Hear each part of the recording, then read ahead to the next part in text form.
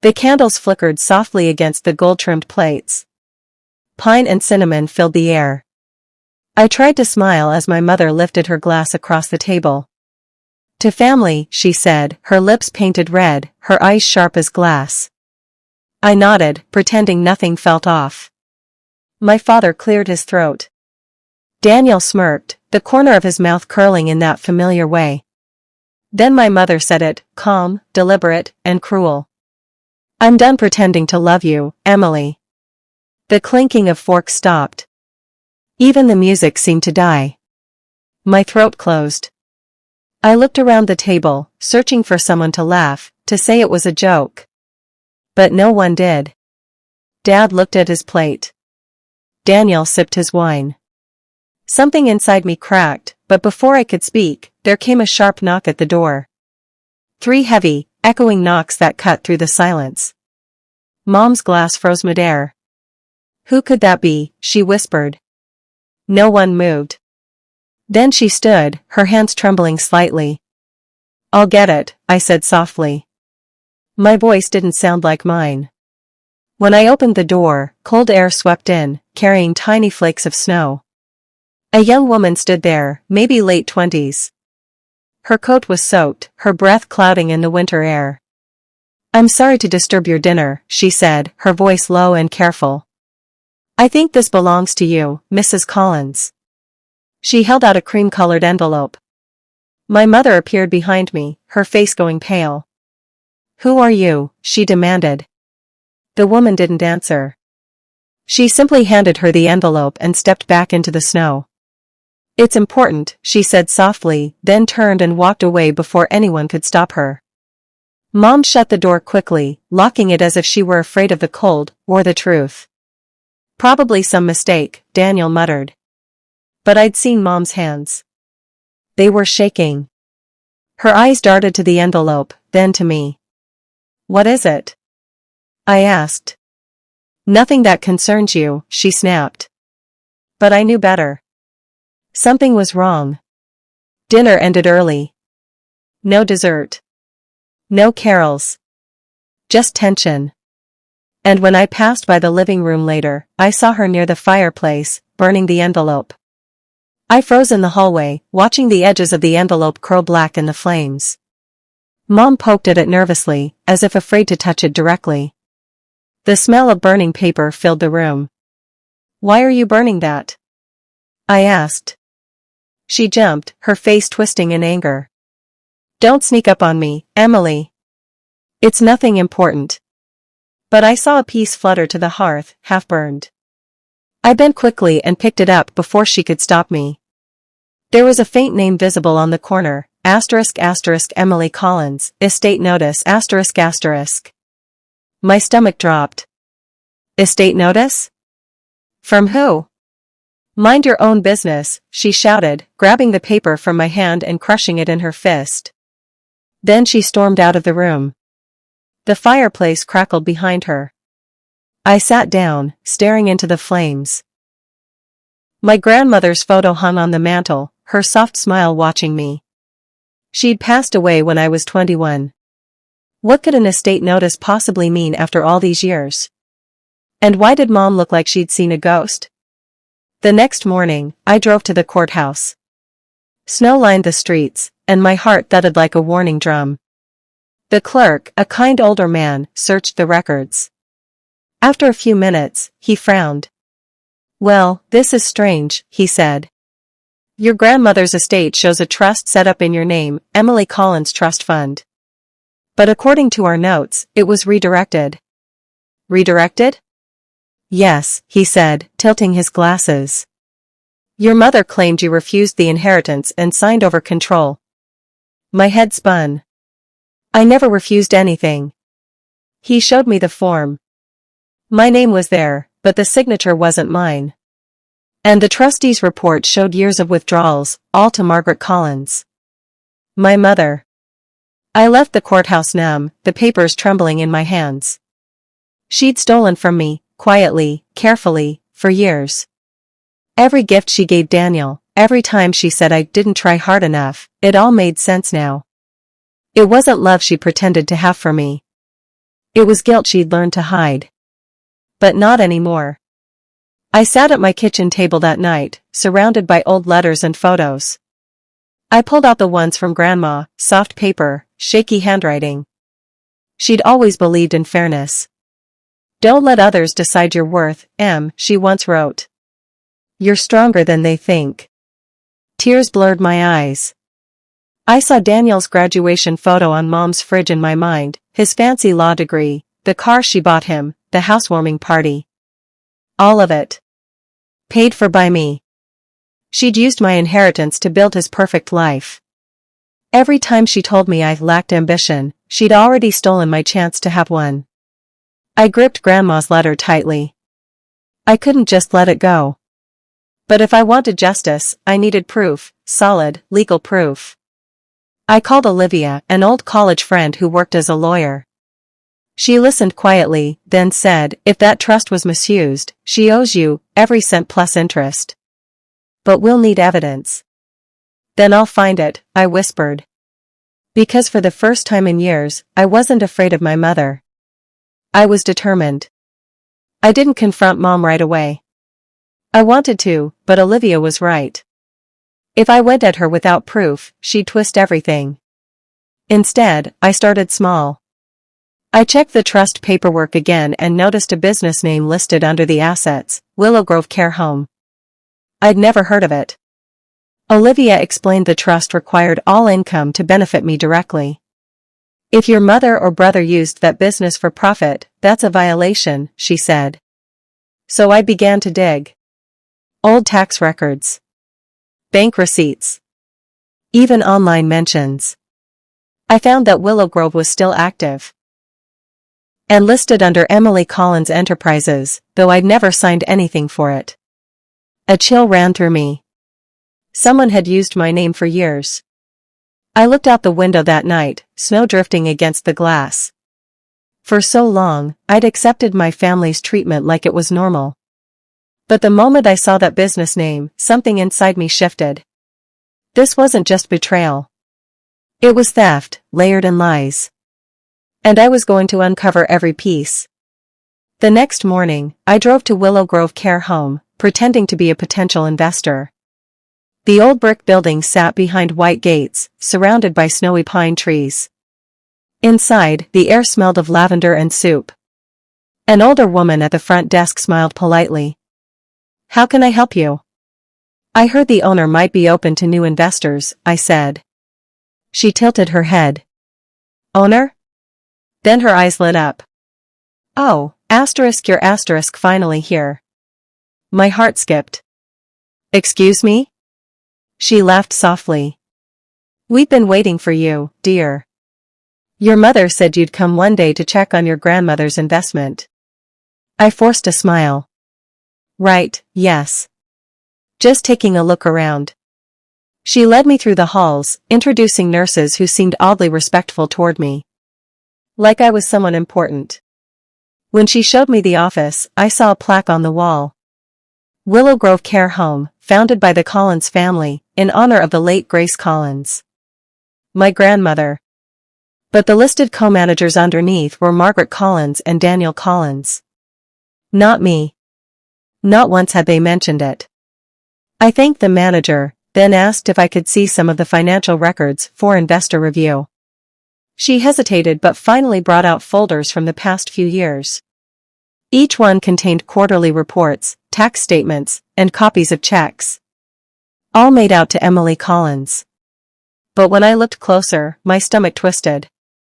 The signatures weren't mine. The handwriting was my mother's. Perfect, flowing, practiced.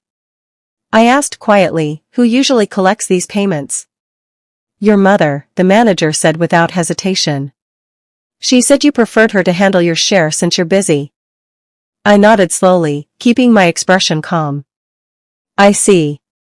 Inside, I was shaking. I thanked her and left, walking quickly through the cold air outside. In my car, I stared at the forged checks in my hand. Proof. Real, undeniable proof. Olivia would know what to do with this. But I couldn't help glancing back at the building. Grandma had loved helping people. That care home had been her dream. And Mom had turned it into her own gold mine. By the time I got home, Mom was calling me nonstop. I didn't answer. When I finally walked into the house, she was there, acting like nothing had happened at Christmas dinner. "Oh, Emily," she said sweetly, hugging me too tight. "I'm so sorry for that silly misunderstanding. Let's forget all that nonsense, shall we?" I pulled away, forcing a smile. "Sure, Mom. Forget it."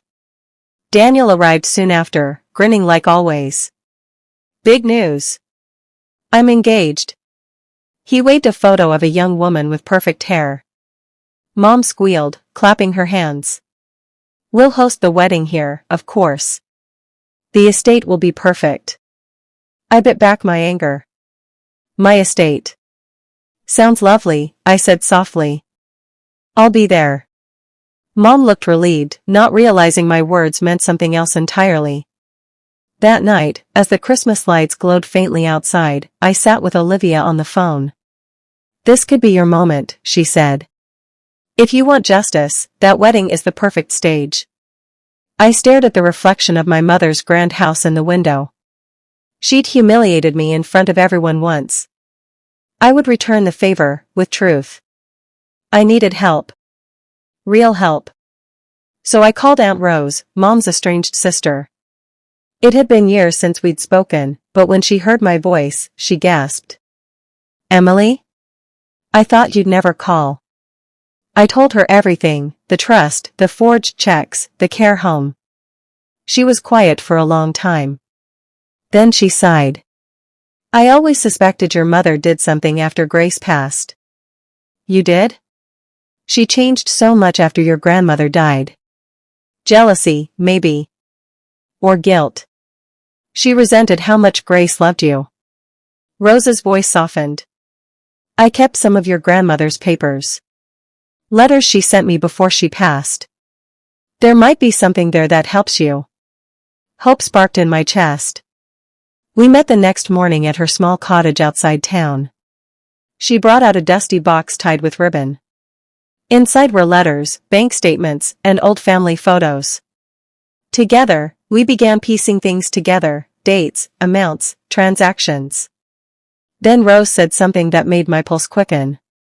"There's one document your mother could never destroy," she whispered. I leaned forward. "What do you mean?" Rose smiled sadly. "A letter. From Grace. Addressed to you." The envelope was yellowed with age, sealed with my grandmother's neat handwriting across the front. "For Emily. To be opened when she is ready to know." My throat tightened. I broke the seal carefully. Inside was a letter written in blue ink, shaky but strong. "My dearest Emily. If you are reading this, it means you are grown, and I am gone. I want you to know I left something for you, not money, but choice. I trusted Margaret to guard it until you were ready. If she falters, the papers in my lawyer's possession will protect you. Never let anyone convince you that you are less than loved. **. Tears blurred the words. I looked at Aunt Rose. She knew Mom might do something. Rose nodded. "Your grandmother wasn't blind, sweetheart. She saw what greed does to people." The letter mentioned a law firm name, **Henderson and Rowe, **. I'd never heard of them, but Rose smiled faintly. "Old family lawyers. Still in town, I think." My pulse raced. Finally. A direct trail.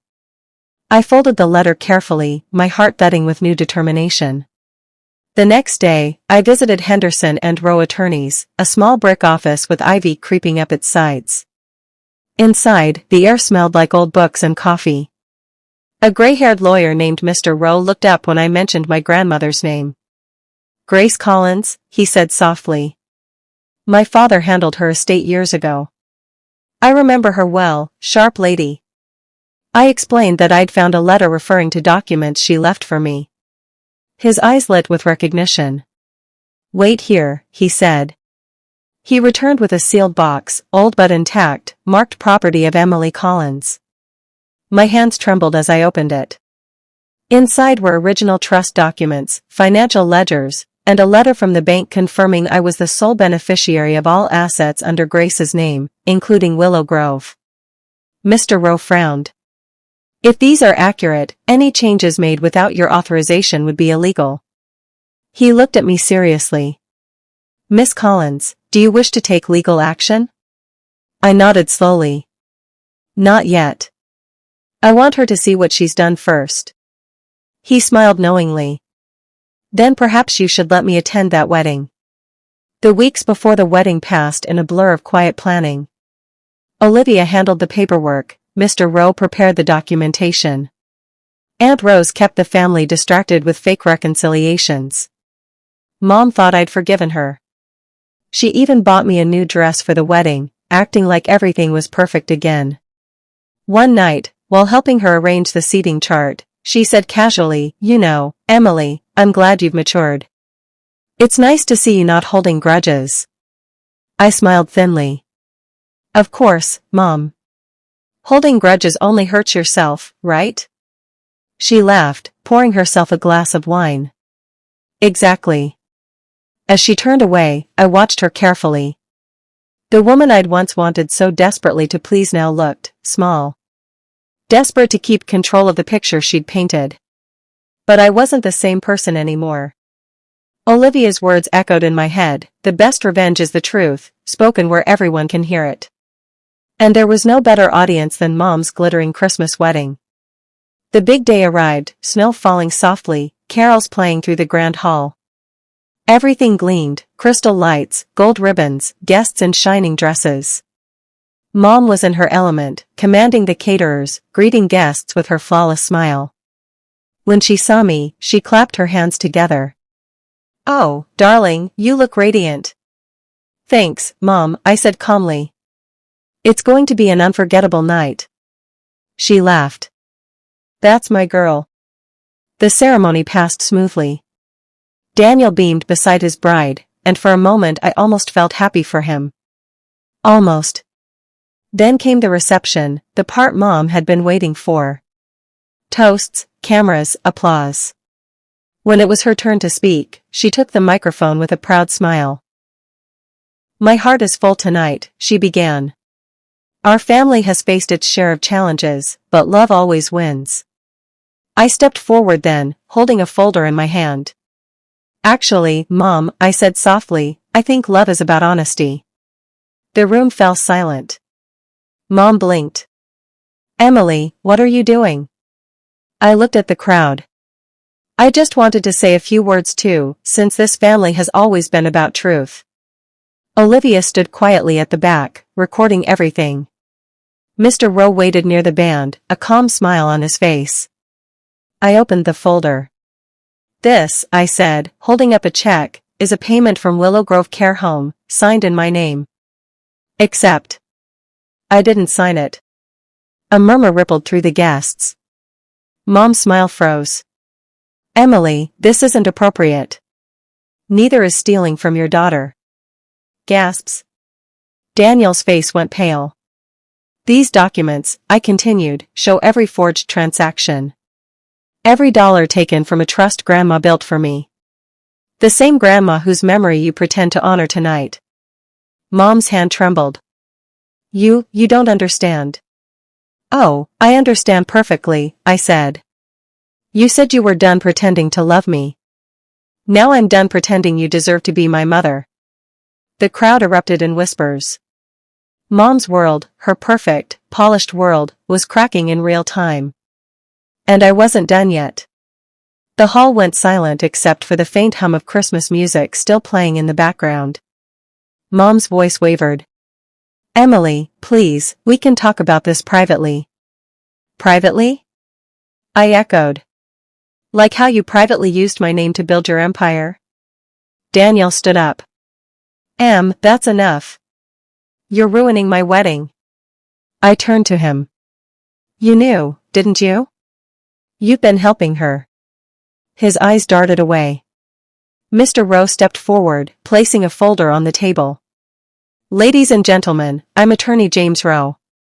I can confirm Miss Collins is the sole legal heir to the Grace Collins Trust and owner of Willow Grove Care Home. Any use of her identity without consent constitutes fraud. Gasps spread through the room. Mom's face went white.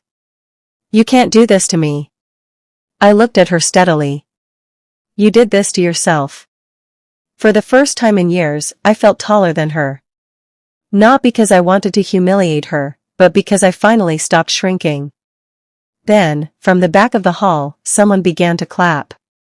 Aunt Rose. Then others joined in, softly at first, then louder.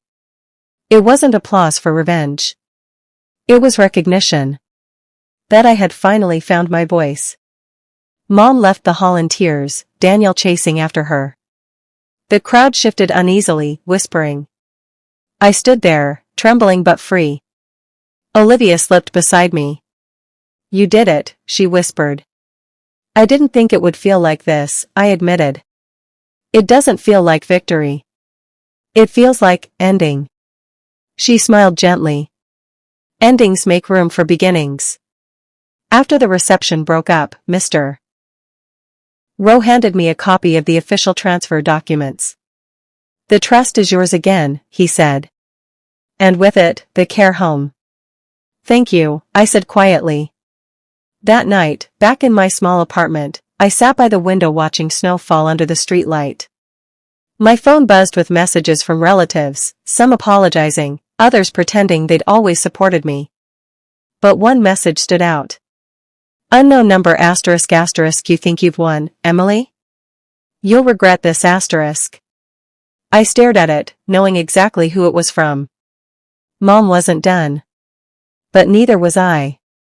The next morning, I went to Willow Grove again. The same woman at the desk smiled when she saw me. Miss Collins. We heard what happened. Congratulations. It felt strange hearing that word. But as I walked through the halls, I finally saw what Grandma had built, not just a business, but a refuge. Patients smiled, nurses chatted kindly. The place was alive, full of warmth. In the office, I hung Grandma's photo back on the wall. Her eyes seemed to sparkle in the frame. Don't worry, I whispered. I'll take care of it now. Over the next week, I reviewed every file, cleared the debts, and rehired staff Mom had underpaid. Aunt Rose visited one afternoon, bringing hot cocoa. Grace would be proud, she said softly. I hope so, I murmured. Then she handed me another envelope. Someone dropped this off for you. No return address. Inside was a single note, written in my mother's handwriting. You've taken everything from me. But you'll see, I always come back. I folded it carefully. The words didn't scare me. Not anymore. They just confirmed what I already knew, truth burns liars faster than fire. Weeks passed. The scandal made quiet rounds through town, but most people soon forgot. Life moved on. For me, it began again. I expanded Willow Grove's outreach program, creating a small scholarship in Grandma's name for nursing students. It felt like breathing fresh air after years underwater. Then, one snowy evening, there was a knock at my door. I hesitated before opening it. Mom stood there. No makeup. No polished smile. Just tired eyes. Emily, she said softly. I didn't know where else to go. I stared at her. You said you were done pretending to love me. She flinched. I was angry. You stole from me, I said. You forged my name. You lied for years. Her eyes filled with tears. I know. And I lost everything. Daniel moved away. The house is gone. I just wanted to say I'm sorry. I didn't speak for a long time. Then I stepped aside. Come in. Just for tonight. Her shoulders shook as she entered. Forgiveness, I realized, didn't mean forgetting. It meant finally being free. We sat quietly by the fire, the glow flickering against the window. Snow fell thick outside, muffling the world. Mom looked smaller now, fragile even. I thought control would make me strong, she whispered. But it just made me afraid of losing you. I said nothing for a while. Then, you didn't lose me because of control. You lost me because you traded love for power. She nodded, tears sliding down her cheeks. When she finally fell asleep on the couch, I covered her with a blanket and looked out at the snow.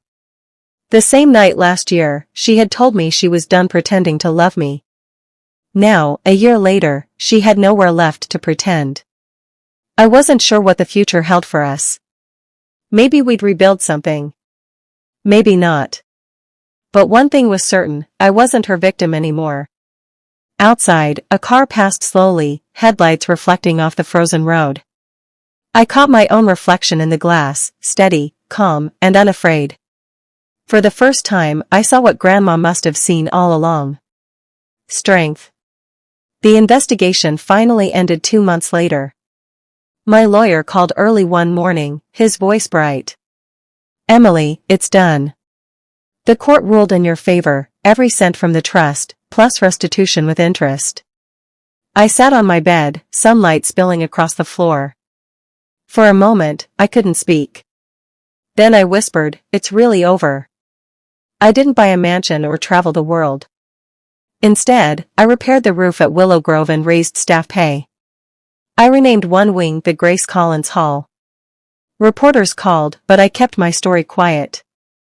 Some wounds didn't need headlines, they needed healing. Mom moved into a small rental outside town. Daniel vanished after the trial, I didn't chase him. One afternoon, while checking the care home's garden, a resident said, "You've got your grandmother's kindness." That hit deeper than any award. At night, I lit a candle by her photo. "We did it, Grandma," I murmured. For the first time in years, I slept peacefully. But one final chapter in this story hadn't yet arrived. Exactly 1 year after that terrible Christmas, snow drifted outside my window again. I was wrapping gifts for the residents when someone knocked at the door.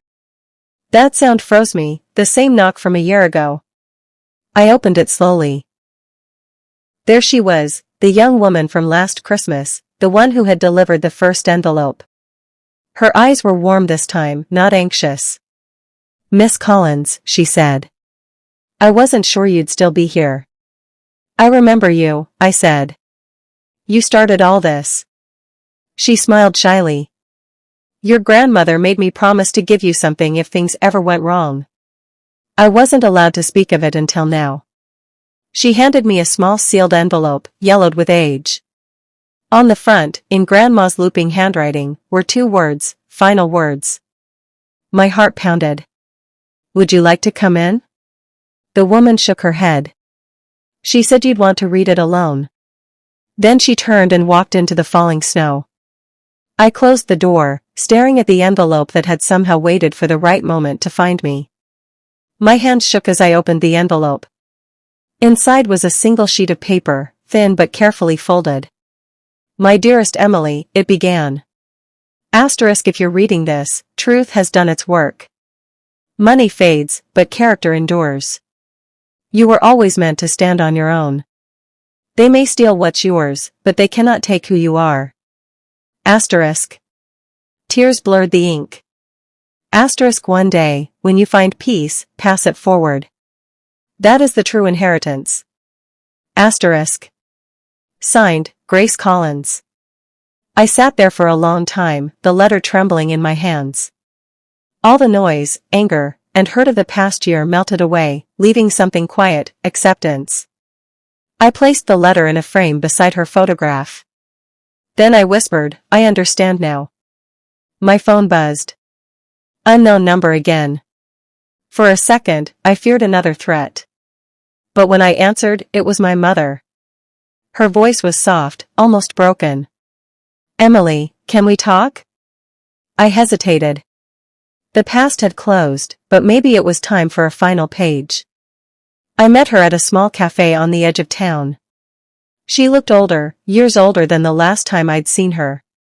She wrapped her hands around her coffee cup like it was the only warmth left. "Daniel doesn't call anymore," she said quietly. "I suppose I deserve that." I nodded but said nothing. I was jealous of you, she confessed. Your grandmother loved you in a way I wanted for myself. I thought if I controlled everything, I could matter more. Her eyes met mine. But it only made me smaller. For the first time, she didn't sound cruel. Just tired. I can't fix what I did, she said. But I'm sorry, Emily. I stirred my coffee, heart-aching but calm. You taught me something, I said softly. What love isn't.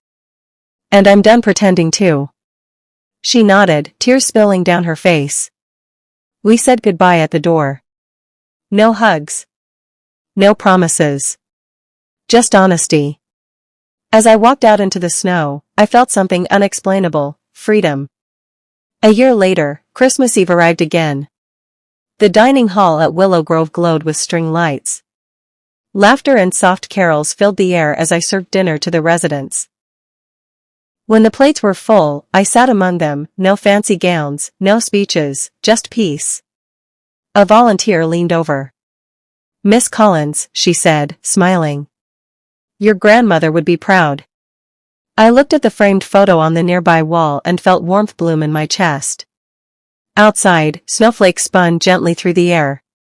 I raised my glass of cider. To peace, finally earned. Everyone joined in, clinking glasses. Then, faintly, a knock echoed at the front door. This time, it didn't make my heart race. I smiled, standing to answer it. When I opened the door, a group of carolers stood there, singing softly into the snowy night. And for the first time in my life, the sound of a knock didn't mean fear or loss. It meant joy, and everything I'd built from the ashes. The past was over. The story had come full circle. And I was finally home.